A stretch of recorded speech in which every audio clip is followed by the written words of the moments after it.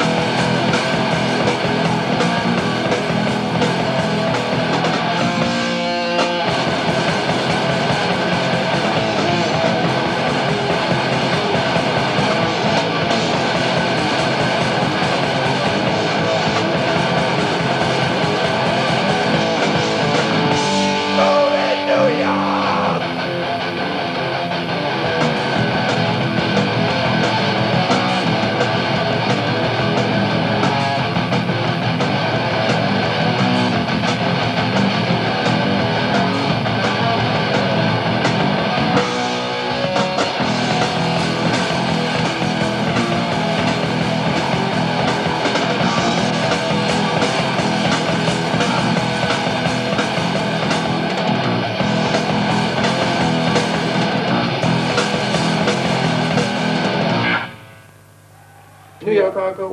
What is New York hardcore? What is Me and him.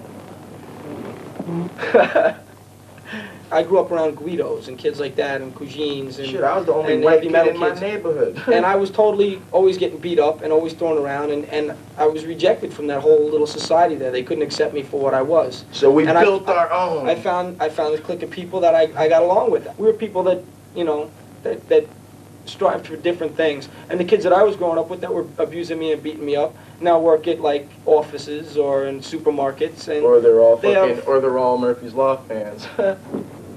Back 1982, 83, it was, like I said before, like a family. It was a life, it was like everybody's together. We were pretty much it was a very poor way of living. We all lived in one apartment, 188 Norfolk Street, down here in Lower East Side. It was about 10 of us.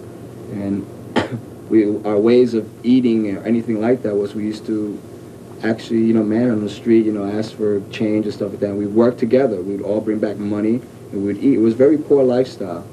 And we lived together. We learned how to live as people together instead of like individually breaking up and like being like, you know, selfish stuff. We kind of learned like something like a commune, you know, so like you could say like a hippie commune, but it was nothing like a hippie commune. But what I'm trying to say is, it was more of a harder commune, you know. We're gonna be doing a lot of stuff for my first album, an album called Victim in Pain. This song here is called Victim in Pain.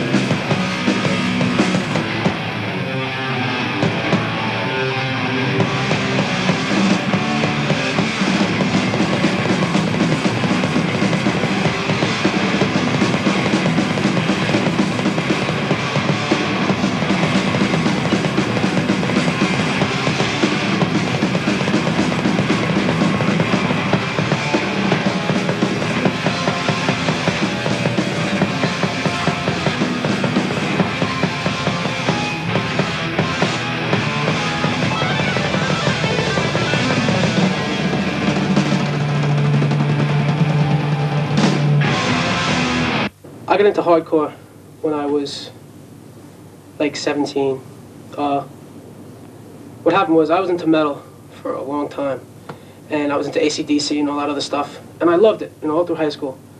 And after a while, the lyrics started getting to me. I was starting to get into like the heavier stuff, like S.O.I.A, and I really didn't give a shit about Satan. I couldn't care less. It didn't apply to me. Hardcore raises the issues, proposes the solutions. It takes it that step further. And it also has always dealt with things on a much more personal level that we can all do something about. And I knew when I started putting on shows, when I did the record label, I was not out to change the world. I knew I wasn't going to change the world. But I could always change, and I think I did change, my part of that world. I had to be like 13, 14 years old, and was sick of the scene in Queens. In Queens, Astoria, Queens, as if which there was is kids one. with Jim Morrison's likeness painted on the backs of their jackets, and Jimi Hendrix, and I just wasn't into all these dead people, you know. I wanted to see music, and like kids were going to concerts, and they were like, it's like, and you can't have you can't fun get in an involved. arena. And You know what I'm saying? The thing that made the whole punk rock hardcore thing really special is that you could relate to the people in the band. You know, I missed the whole like era of big rock arena bands. You know, I started going to gigs, like punk gigs, when I was really young. So I was always on a level where the band and you were like one. It was like you were out there, you were sweating, they were up there going at it, and And the whole, the whole stage dive and the whole thing, I mean, it was like you were one with the band. It wasn't like they were some kind of idols and you were down here like, oh. Well, it only happened if the band was killer. I think I got attracted to hardcore just because, I guess as everybody does at a point, you just get sick of your parents, you get sick of school, you don't want to go to work, you just want to kind of screw around and hang out, and you're pissed off, and then Victim in Pain comes out, and you just get ripped that open at your friend's house one night, and it just kind of pushes you over the edge. At that point, I just when the band started, I had no I wasn't even thinking about singing for a band. I just got thrown into it just because I got asked to. And I was just like, sure, why not? I had nothing else to do.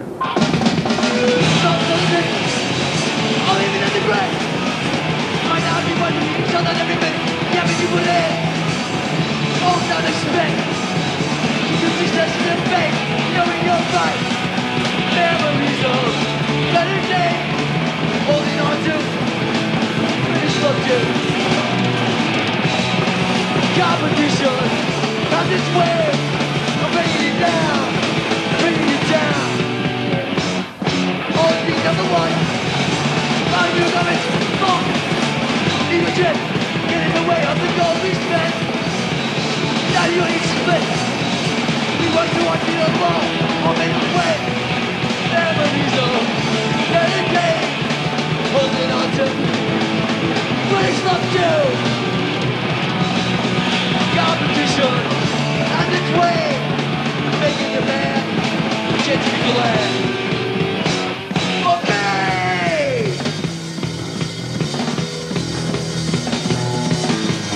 Get a wallet.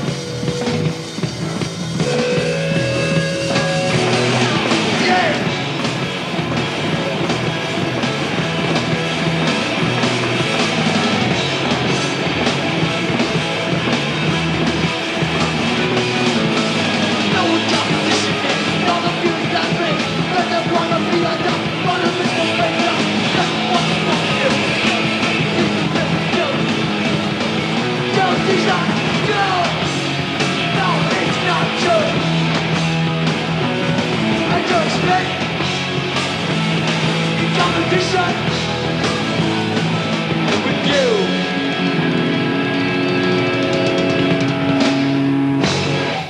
Our music is written total crowd participation. Yeah, Because that's how we grew up. Listening to early hardcore was total crowd participation.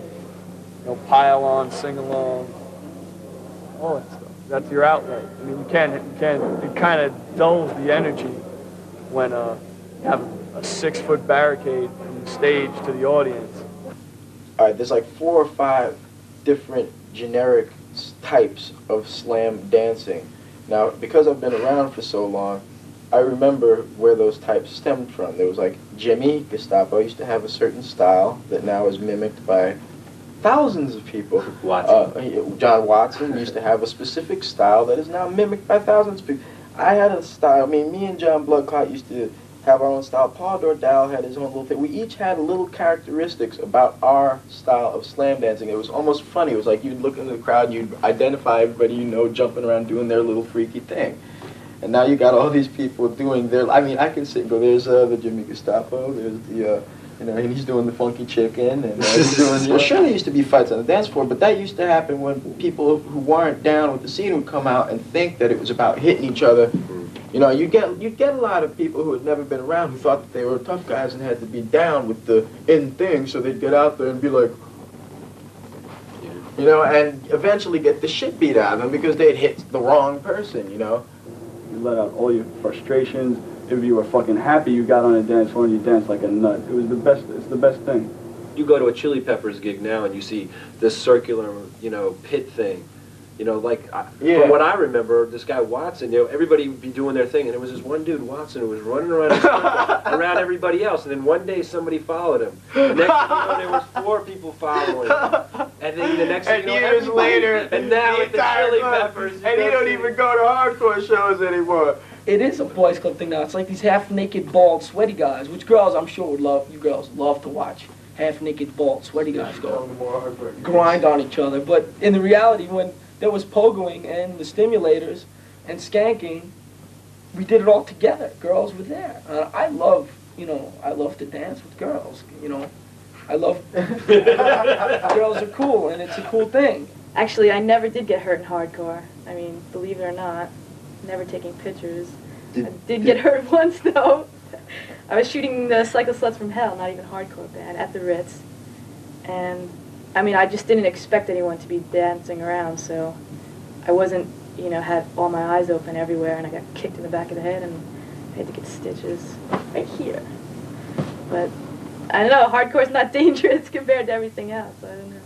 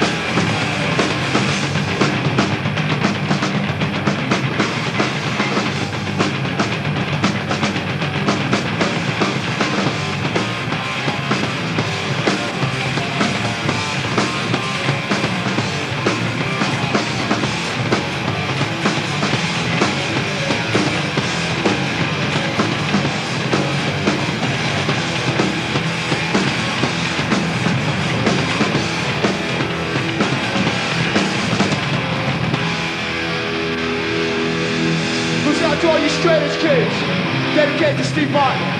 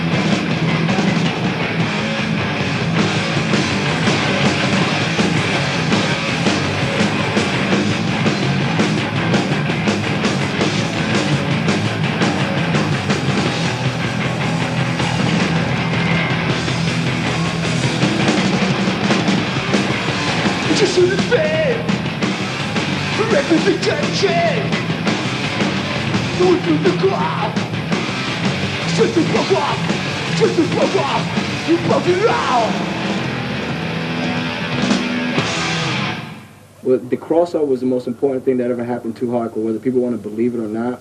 Just when it was starting to get a little bit boring because everybody was playing the same 3 chords back and forth and every other way, we broke into that, you know. And at the same time, it was people, the metal kids were breaking into hardcore, and I saw them breaking in and liking what we play, so I wanted to try what they're playing, and I got a kind of like a good cross between both of them, and I liked it.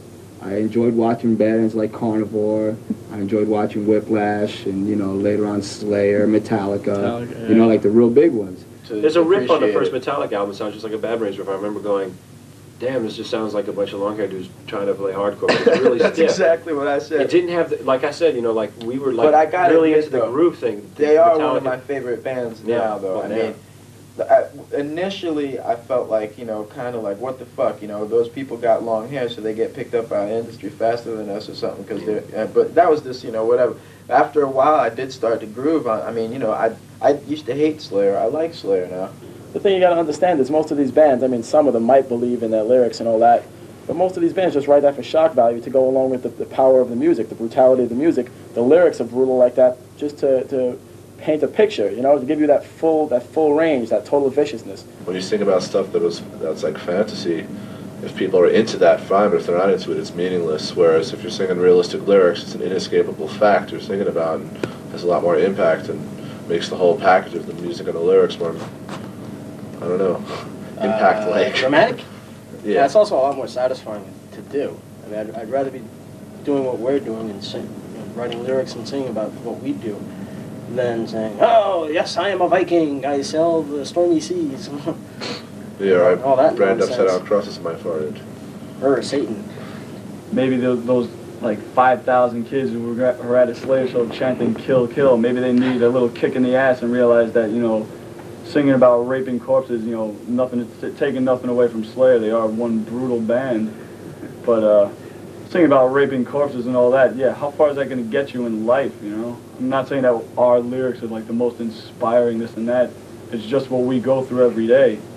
I mean, come to a hardcore show and see some reality for once in your lives. If you fucking let people take over the scene with their stupid mindless violence, you ain't got no more small shows, you got barricades, you got high door prices, and that's what happens if you don't watch out what's going on.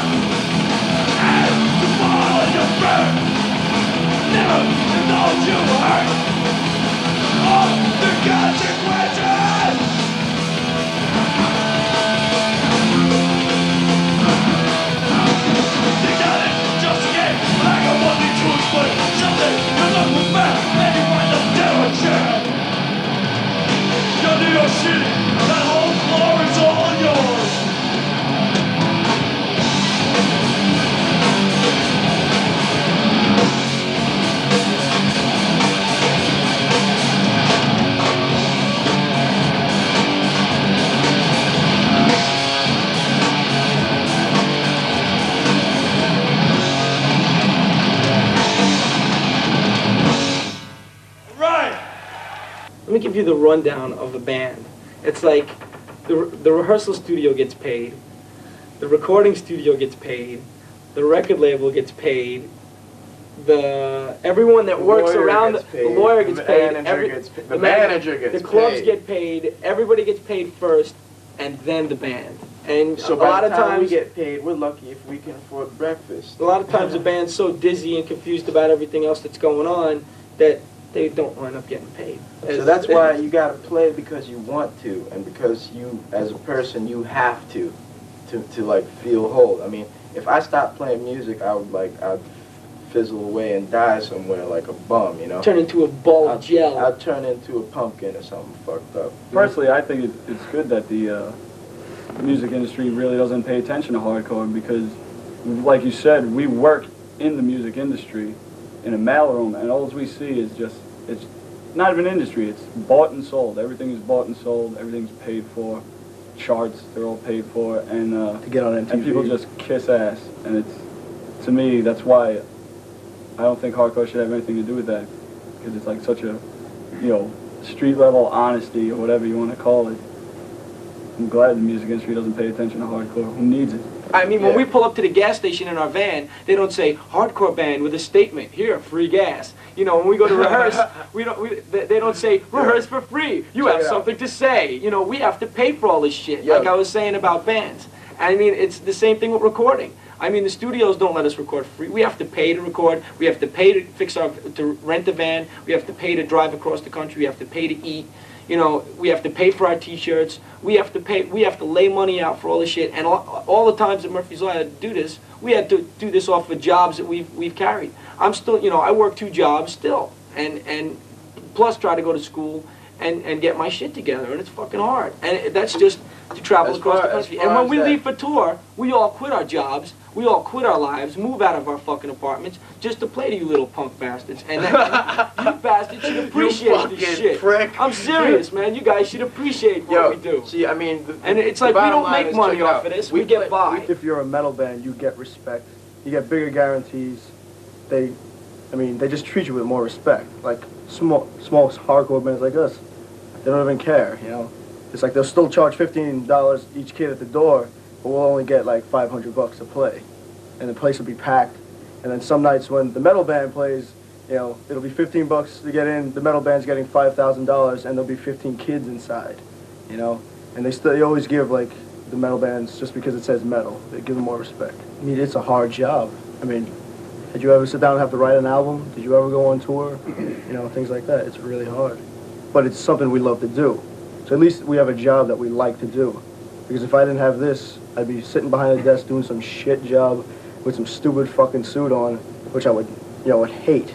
You know, this is what I love to do.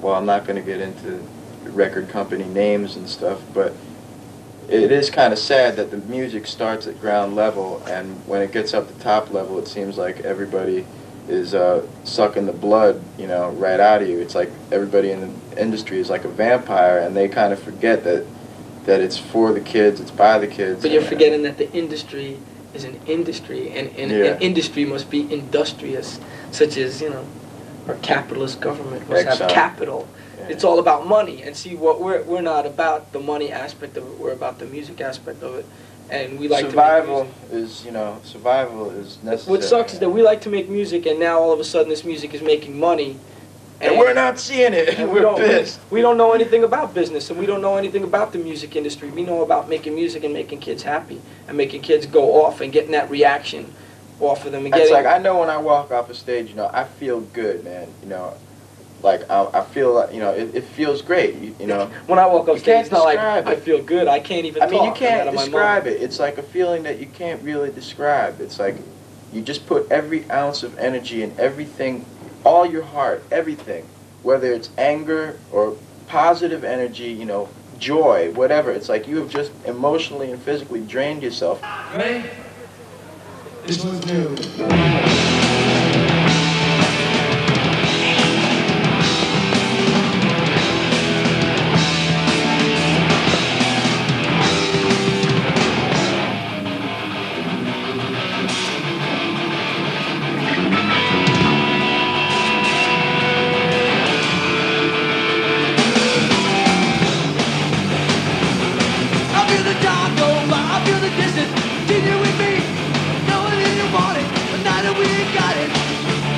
You gotta turn it around, pick it up, the things we said, what did it mean to you? Always looked up the best things,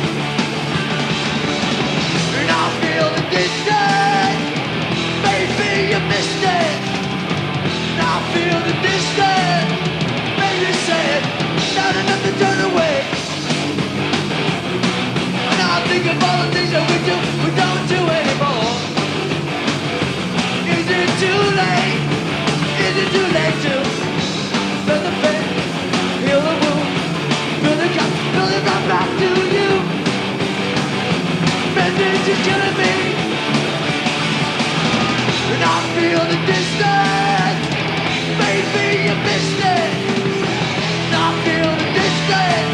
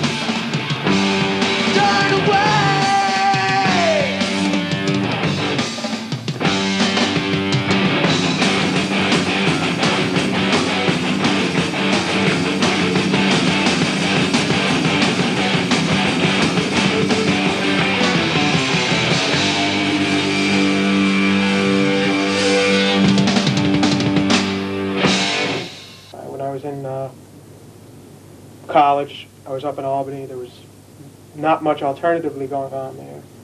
And my friends and I were driving all the hell over the place, up to Syracuse, out to Boston, always coming down to New York City for CB's matinees.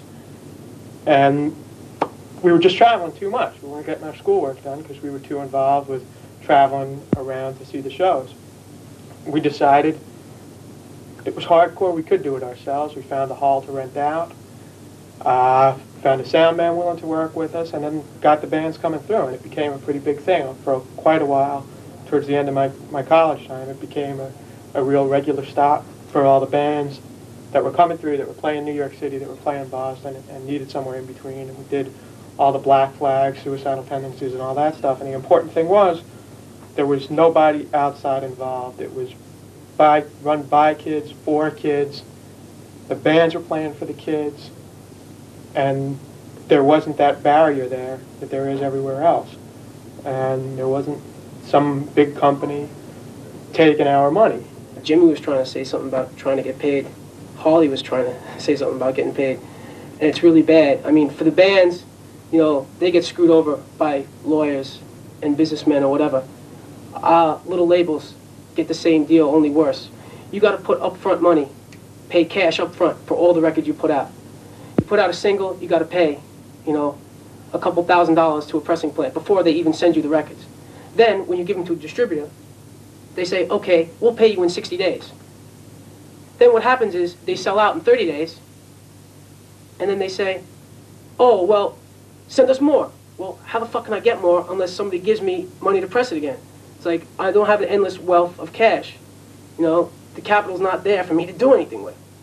It was us doing it because we wanted to do it, because we really cared about, and we still do care about, the integrity of the music. And that's when I had finished college, I was in law school, and still wanted to keep a finger in what was happening, and that's when a friend and I started a record label called Combined Effort, and for the same reason.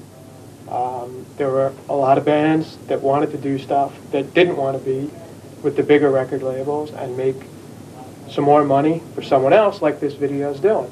But, you know, and that's a choice for bands to make, whether they want to. It seems to be very often justified by getting larger exposure, getting their message across to more people. It's not upsetting, but when you put your heart and your soul into something and you don't get nothing back, you know, it's depressing and you don't want to do it anymore. So when people say, oh, big business is bad or making money is bad, that's bullshit. Because if I didn't have money, if I don't have money to put out records, I also don't have money to eat.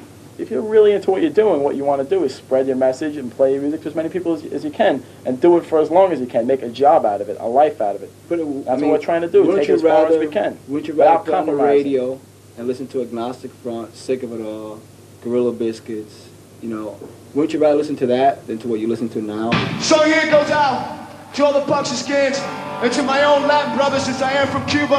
I bear respect to all the lads out here. This is called Crucified.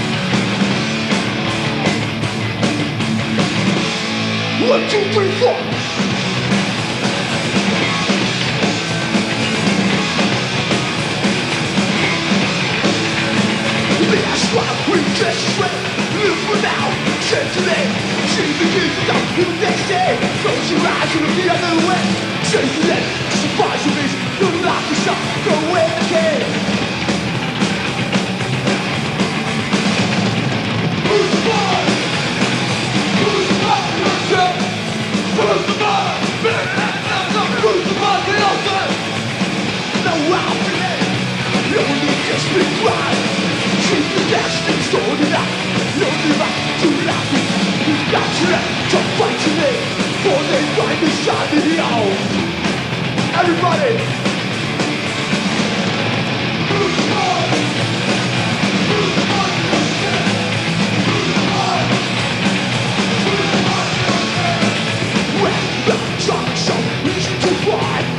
the words that we say in life.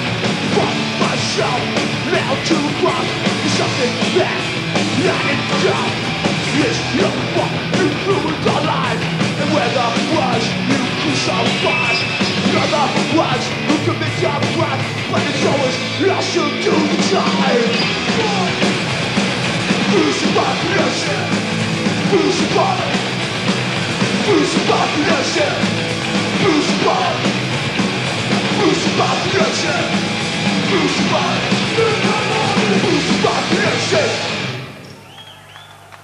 Touring's, it's the best thing. You don't, like when I first went, I just went as a roadie, and it was like such a change. You don't have to do anything you don't want to. It's so much fun. You have like, all you have to do is show up and play. Yeah, it was like going back in time. It was like seeing like CBGBs, and we were going to other states and seeing the way it was. We were seeing it there. All the kids were friendly, you know, they were all into it. There was no backstabbing going on, you know, stuff like that. Nobody was complaining that our records were in a shopping mall, you know. Yeah. Kids were thanking us because the record was there, because if they send away for the record, you know, 6 months later they still didn't get it, but now you could go down to the fucking mall and get it. Yeah. And plus, a lot of the other places, it's not like everywhere we played was like a bed of roses. There were some places where we had a lot of trouble with people who didn't agree, who had preconceived notions. You just get to meet a lot of kids who just like really, just from your records, they just really get in, just get into what they think you guys are about. Sometimes they get disappointed, because like they just read the lyrics and they think, here are these guys and they're, they're really righteous and they're all cool and stuff, and we're just, we're idiots just like everybody else, So it's like sometimes they just like, these guys are dicks, but it happens. You can't, make everybody happy. What about Europe? Europe's like gambling, kind of. You can play one show and it's like, yeah, you're rolling the couple dice. thousand people and it's cool and everything's, great and you're like big and everything. You play another place, there's like 15 people there getting beer bottles thrown at you.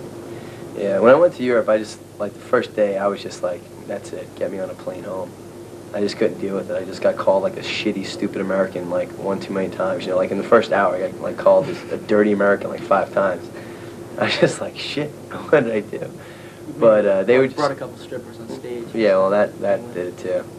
But it's just different. Everybody's really political there, and like they just crack on Americans because they're like, "Ha, you had an actor as a president," and then they'll leave it at that, or they just make fun of you because of Bush and stuff, and just political. And no one, loves it. Yeah, Walter loves Europe, but politics in general, I think Americans really aren't into it, and in Europe, that's their thing. To be punk and to be into hardcore, you're into politics, and like they were, throwing questions at me, and I was just like, shit, I don't know, I don't know. Never ever thought it would get to Europe. We played Czechoslovakia and Yugoslavia, and it was intense. The kids were out of their minds because they found this new freedom, and it was such an enlightening thing compared to a lot of kids here that don't even know how spoiled they really are. I mean, here we were playing to places where kids had to pay like what would be the equivalent of $30 American for a Murphy's Law record, and $30 American or $30 there is like a month's pay for them. The thing that's great about it is you're always moving around, so you could be any kind of person you want in these different places. We played one place where Sammy Petone, he was pretending he was a cowboy. And I was a cowboy. No, seriously. What? I put on like a little fireman. We stayed at this one kid's house, and the kid went out for the day with some other members of the band. They went out to like some creek and went swimming. So Purcell went into his closet, and, put on his boots and his leather jacket and stuff like that, and dressed up like all really punk rock. And we went down to the mall, and he walked in the record store, and he goes, "Where's the Misfits record? Where's the punk section?" Did you do that? He was running around. You could, Where's the punk rock record? It's kind of fun because you can just lie to everybody on tour yeah, you too. can say whatever you want. It's like people are just like, tell me some New York stories, and you're just like, you don't even want to know. You don't even know. It's a horrible place. I hit this kid with the 8-ball in the sock one day. Yeah. Well, if any band ever helped my band out, it was the Beastie Boys. They took us on a United States tour, an arena tour. In any case, we did these arena tours, and we did really good. The kids liked us a lot. We thought we'd get booed off the stage at every show, and what actually was happening was people liked it because we were live. But it was beyond that, because after the show, we'd get off stage and go into the crowd and hang out with the kids, and the kids bugged on that because they couldn't comprehend that here they are in an arena, and here's the band sitting next to them, hanging out with them and talking with them, and we did really good on that. I really appreciate that they did that for us. When you go on tour and everything, you learn a lot of stuff that you would never have the opportunity to learn. just in dealing with people, just experiences that make you grow. You know, like you don't think like sleeping in a squat, you know, will help you out ever, but it makes you, you know, realize that you can get through things and that like you're not, you know, you can survive and you can just have a good time doing anything. You know, I mean, I could have fun, you know, doing anything.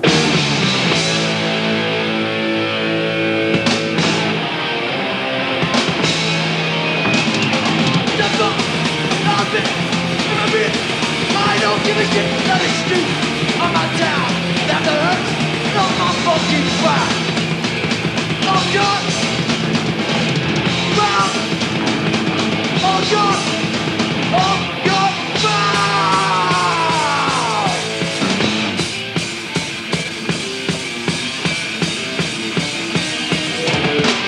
Don't stand up for what you believe. I don't fear of your critics, matter like you need. From your best, if that you don't understand, be yourself and be the best you can.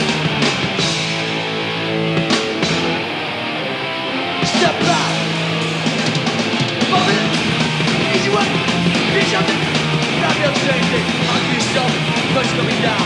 Go for the person, hold your breath. Oh God, wow, hold your, hold.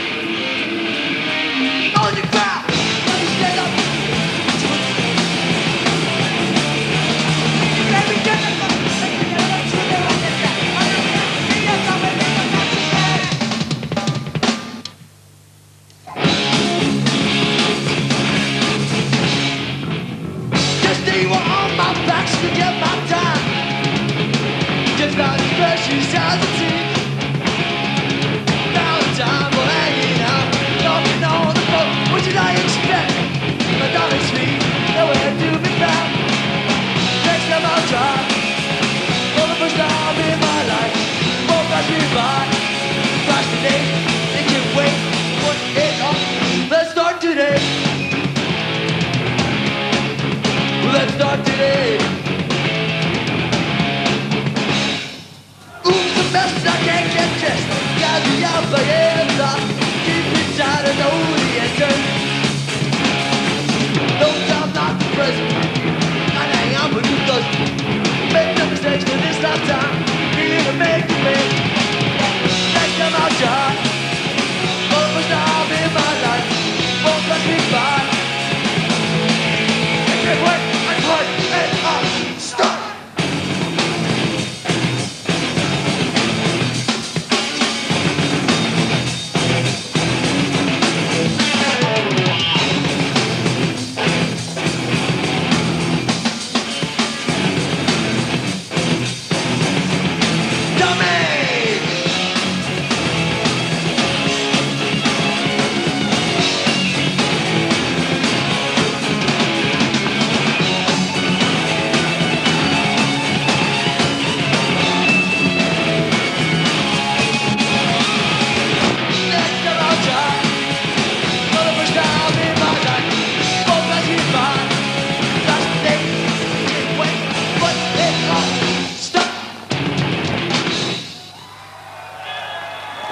Our music scene is so small, the alternative music scene. I'm not talking just about hardcore, college music also. All music that's other than arena rock is a minority because there's such a small audience. And if we fight each other, it'll never get anywhere. Same thing with rap. Kids are shooting each other, the music's getting a bad rep. You talk about freedom of speech, and that's the first thing you want to take away. I mean, censorship is really wrong. You should let a band put out what they listen to what they got to say, or however they got to say. You're taking away their freedom of speech. The only thing they're doing is making kids hungry to go out and buy records like that. They're only making the kids want it more. So it's only working in reverse of what they're trying to do. If we stick together, it'll be so much stronger. If young people stick together, will be such a stronger force, stronger voting force. Politicians will listen to us. You know, just speak up, and people will listen. Now what I'm about to say, I'm not opening the floor to political discussion. I got 3 friends over in Saudi Arabia. Whether you agree with what's going on or not, it's too late, we're in it. I just hope they come home fast and they come home safe. And it goes out to Dave, to John, and to Larry. It's called the justice system.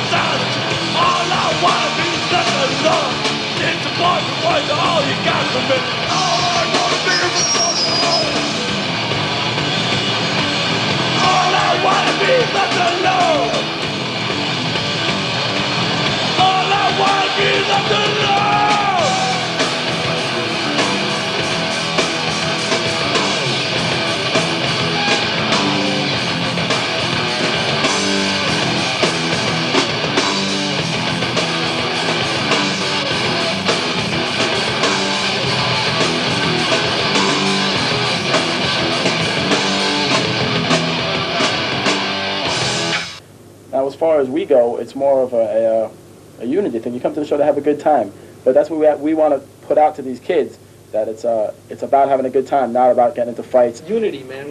What we were striving for then, and we didn't even know we had it, was unity. We used to preach all this stuff like unity amongst the scene and this and that. We didn't think we had it. When that actually we had it more than we ever probably will have it, because we were so tight. And now it's like we play shows, Murphy's Law play shows, and kids start fighting each other. I mean, on the dance floor. There was a riot at their last gig, and at our last gig in New Jersey, that these kids just started beating the shit out of each other. I mean, of course, over me or nothing. Jimmy don't, neither me or Jimmy minds a good riot. I mean, the whole basis of hardcore music is an outlet of aggression and anxiety for kids that are dealing with things in life. When you get on the dance floor, you go off for this aggressive, loud, hard music, and that's a good thing, because when you leave refreshed. But the main thing is that you don't fight with each other. You just go there and you scream and you yell, and you jump around, but you don't punch the shit out of each other. There's so many other people in the world that are trying to fight us. If kids would behave themselves at shows instead of bringing knives and shit to the things, you wouldn't have to have barricades or bouncers.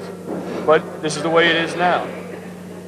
And these people blame us for this, which is ridiculous, because it happened years before we came into the scene. They're blaming us for the violence that happens at shows because of our lyrics. I mean, that's just like saying Ozzy Osbourne killed those kids with his lyrics. Well, the fact that there is no matinees because people themselves have destroyed it, because it's gotten to a limit. Like I was at the last matinee where Killing Time broke up, and there was a fight that beat up the bouncer. Yeah, you get these kids coming in like gang style, and they start trouble. It ruins the whole thing. Well, it used to be the best scene I've ever seen in my life. New York hardcore was the best. But now with all the violence, I mean, you can't even have small shows. This is the only show that's been in New York in so long. And if you're a small band, you can't play the Ritz. Where's the growth going to be now for new bands? Were they going to play the Ritz every week? You can't. There's no CBGB matinees or anything like that. So it kind of fucks everything up for like the new kids to keep the scene going. If you have no place to play, then the scene won't grow. I mean, I used to work CBGBs. Everything was kept cool. Me, Jimmy Gestapo, and Harley kept everything cool.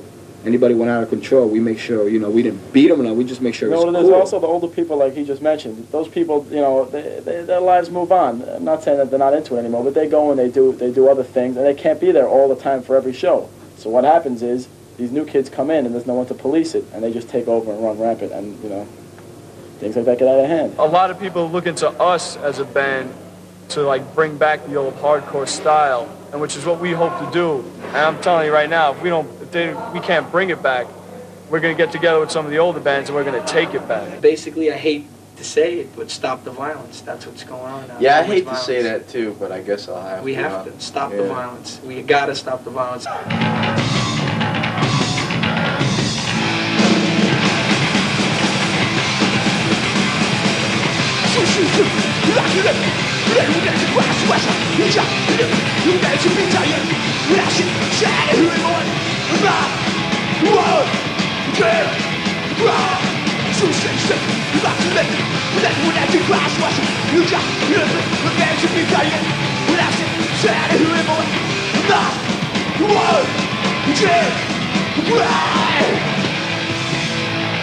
Let's fuck shit up.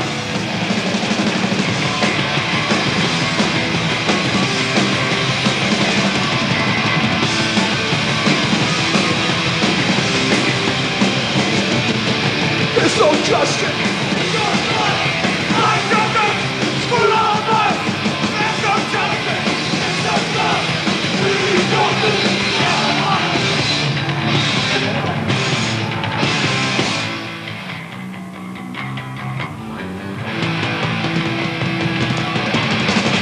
Try to jump the right to what was moving. No one's on my back. Why do you have me right? Look, you should be out. You know, taking you so long. Losing me, lost your friend. You should laugh when you should that Jesus. When I try to jump the right to what was moving. No one's on my back. Why do you have me right? Look, you should be out. You know, taking you so long. Losing me, lost your friend. You should laugh when you should that. What a regret. When you put faith inside someone else, got the undead upon a plan, keep you in the dark. They just want you wind up by yourself.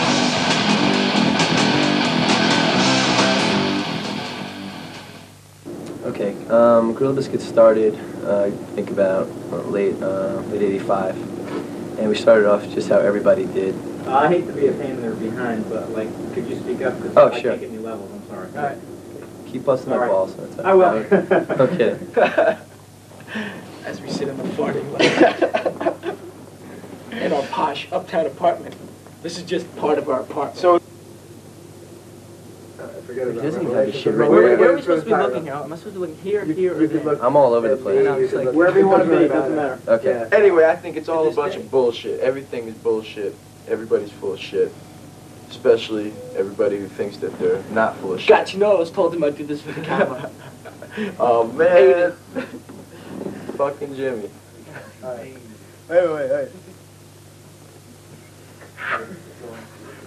No, it's better fucking professional. Yeah, I know, it's fine. It's okay.